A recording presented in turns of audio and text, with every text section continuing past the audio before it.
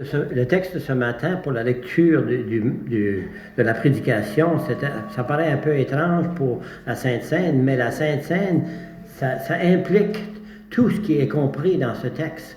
Parce que si on est unis par ce que Jésus a fait, eh bien, ça va nous porter à vouloir regarder en nous-mêmes s'il y a des choses qui ont besoin d'être pardonnées. Ça nous pousse à demander qu'est-ce que nous avons en nous-mêmes. Parce qu'on participe à la Sainte Seine, ce n'est pas un rituel, c'est une expérience personnelle. C'est une affaire du cœur, de l'amour que Dieu a déversé sur nous. C'est ça la Sainte Seine. Représente quand Dieu a dit « J'ai tant aimé le monde, j'ai donné mon Fils unique ». C'est une affaire d'amour. Mais le verset 21 dans Matthieu 5, 21 et 22 nous dit quelque chose de très profond. Dans Matthieu 5, versets 21 et 22, ça dit « Vous avez entendu dire qu'il était dit aux anciens. » Oh, je suis pas à la bonne place, je pense. Ah oui, c'est ça. C'est versets 21 et 22. « Tu ne tueras point, mais celui qui tuera mérite d'être puni par les juges. Mais moi, je vous dis que quiconque se met en colère contre son frère mérite d'être puni par les juges. » La colère qui se manifeste parfois en nous apporte un jugement.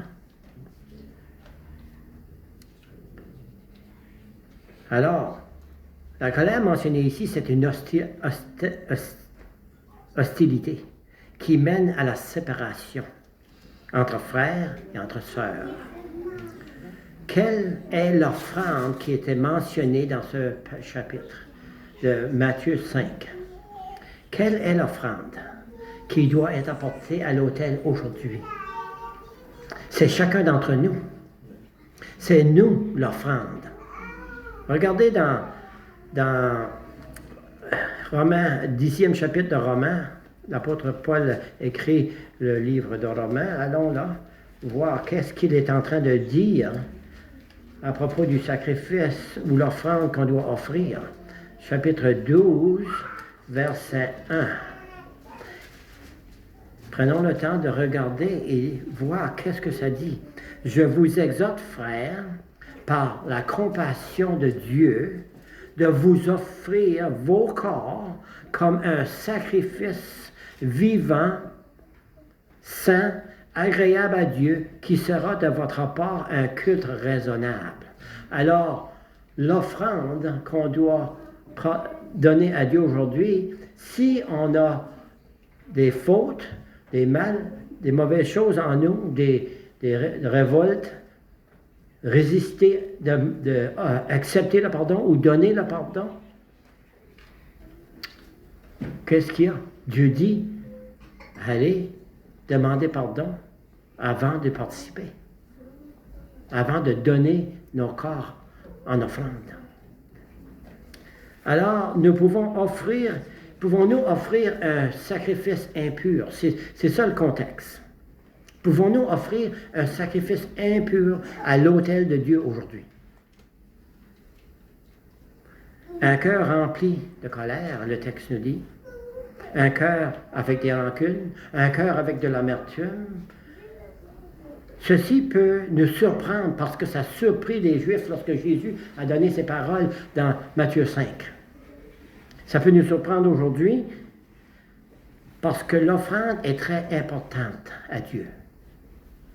Cette offrande est plus importante que l'action de s'offrir. L'acte de demander pardon est plus important pour Dieu que de s'offrir parce que la parole nous dit dans l'esprit de prophétie que Dieu aime entendre nos confessions.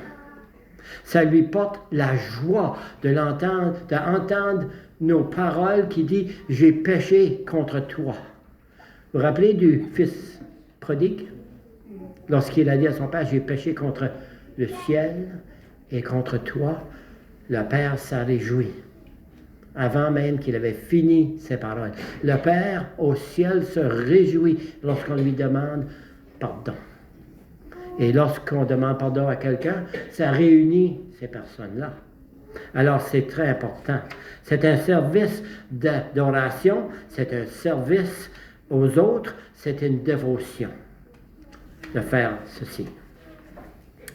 Alors c'est un esprit d'adoration qui nous manque si on n'est pas capable de demander pardon. Car le service doit suivre l'adoration. L'adoration nous porte à servir. Et de servir, c'est de demander pardon aussi. Mais ça va plus loin que ça. S'il n'y a pas de service, on n'a pas l'esprit. S'il n'y a pas de service, il manque quelque chose. L'esprit n'est pas là. L'adoration d'amour et la dévotion manquent quelque chose. Quel est le principe dont nous parle Matthieu? Le principe est que Dieu désire que nous cherchions la réconciliation. Parce que c'est exactement ce que Dieu a fait pour nous. Il nous demande de faire la même chose. Dans nos relations, même plus important que d'offrir notre corps, nos vies sont un service. Car il est impossible de l'adorer si on refuse de demander pardon. Impossible. Regardez dans 1 Samuel. Le premier livre de Samuel, chapitre 15, nous dit ceci. C'est dans le contexte du roi Saül, vous vous rappelez? Chapitre 15, il voulait offrir un sacrifice. Et qu'est-ce que Dieu dit? Le prophète Samuel lui dit, verset 22, 1 Samuel, chapitre 15, verset 22. Samuel dit à Saül, il dit, «L'Éternel trouve-t-il du plaisir dans les holocaustes et les sacrifices comme dans l'observation de la voix de l'Éternel? Voici l'obéissance vaut mieux que le sacrifice et l'observation de sa parole vaut mieux que la graisse des béliers. » Donc il dit de servir Dieu de la bonne façon est plus important que tous les sacrifices qu'on peut offrir. Donc dans le contexte de la Sainte Seine, on s'offre à Dieu, mais si on ne sert pas de la bonne façon, il dit c'est inutile. C'est inutile. Dans Matthieu 5, c'est celui qui vient adorer qui doit demander pardon. C'est l'adorateur qui doit demander pardon, qui prend l'initiative de réconcilier avec quelqu'un d'autre, ou ce qu'il ressent un manque de relation. C'est la chose qui implique chacun et chacune d'entre nous dans nos relations. Nous pouvons se penser juste, nous devons chercher la réconciliation et non de se justifier. Même si nous nous pensons juste. On ne peut pas se justifier lorsqu'on rejette de chercher de la réconciliation avec ceux qui sont blessés. Donc, la réconciliation vient avant l'adoration de ce que Dieu a fait et ce on veut renouveler aujourd'hui dans la Sainte Seine. L'adoration sans l'amour n'est pas assez. Il faut avoir l'amour qui vient avec la réconciliation. C'est l'amour qui nous pousse. C'est pas parce qu'on se sent obligé, c'est l'amour qui nous pousse. Regardez dans 1er Jean, l'épître de Jean, première épître de Jean, qu'est-ce qu'il a à nous dire ici concernant ce sujet? Première épître de Jean,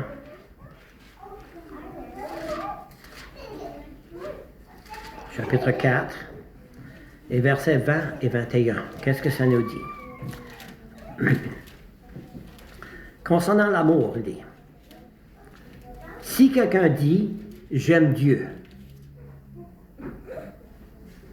on dit tous ici qu'on aime Dieu, n'est-ce pas?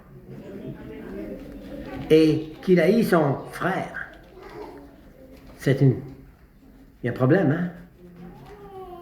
C'est un menteur. Ouh, on parle fort, bien.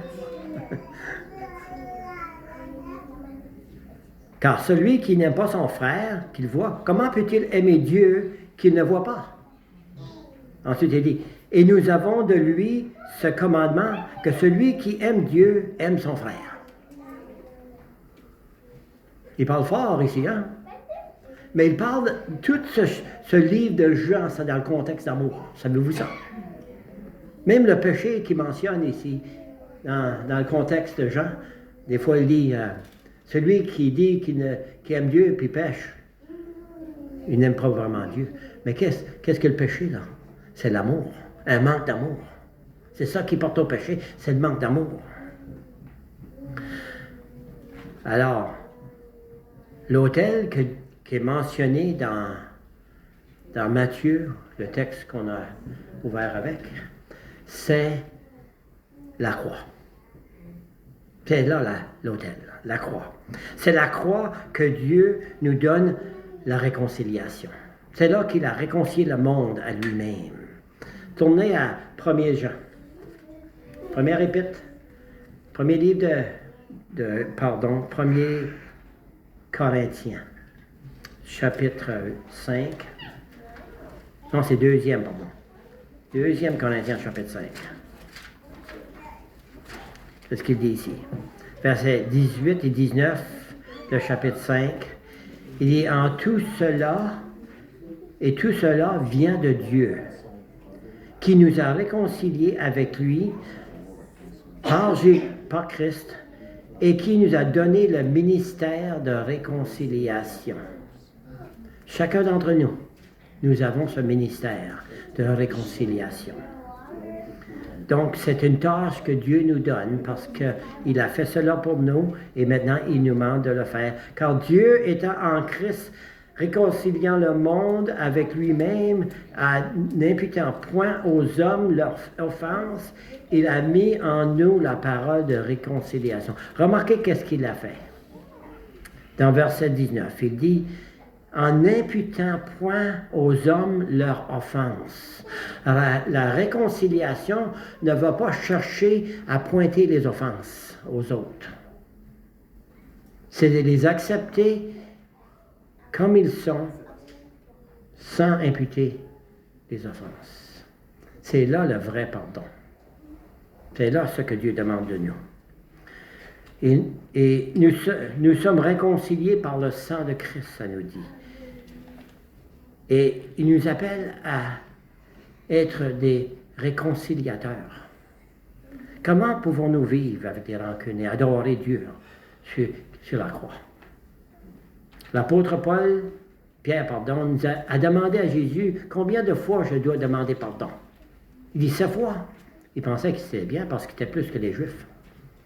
Mais Jésus a dit 7 fois 70, 490 fois. Ça vous rappelle d'une prophétie? Les 70 semaines dans Daniel? Dieu a donné ces 490 ans de pardon aux Juifs. Et il dit, on doit donner la même chose aux autres. Alors, la Sainte Seine, nous devons prier avant d'offrir nos corps à Jésus. Est-ce qu'il y a une blessure que j'ai donnée à quelqu'un? Est-ce que j'ai des rancunes? Est-ce qu'il y a quelque chose d'amertume dans mon cœur? L'apôtre Paul nous avertit, quand nous participons à la Sainte Seine, nous devons avoir un cœur pur, un cœur qui pardonne, un cœur qui ne cause aucune division. La réconciliation nous prépare pour la communion. L'unité n'est pas une option dans l'Église. Ce n'est pas une option. Il faut avoir un cœur qui unit l'Église. Le cœur est toujours impliqué dans toute façon, dans toute guérison, dans toute confession, dans toute participation dans l'Église. C'est le cœur qui est impliqué. Car Dieu est amour. Alors, aujourd'hui, nous allons participer à la Sainte Seine, mais probablement au service du lavement des pieds.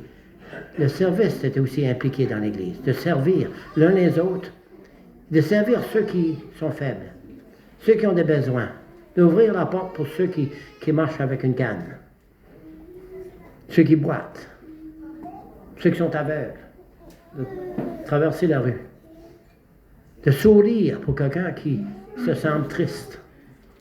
Savez-vous, j'ai fait ça une fois. J'entrais au Walmart, j'ai vu une madame qui paraissait très triste. Après qu'elle a entré, à traverser les portes, je l'ai regardée, jusqu'à temps qu'elle a fixé les yeux sur moi. J'ai offert un sourire et puis tout à coup, son visage a changé. Ça prend pas grand-chose parfois. Ça prend pas grand-chose d'aimer quelqu'un. Que Dieu nous bénisse alors que nous nous séparons pour la Sainte Seine. Alors, commençons avec la prière. Seigneur Dieu, regarde nos cœurs, regarde nos besoins, regarde ce que nous retenons ici, dans nos corps. Change-nous, Seigneur.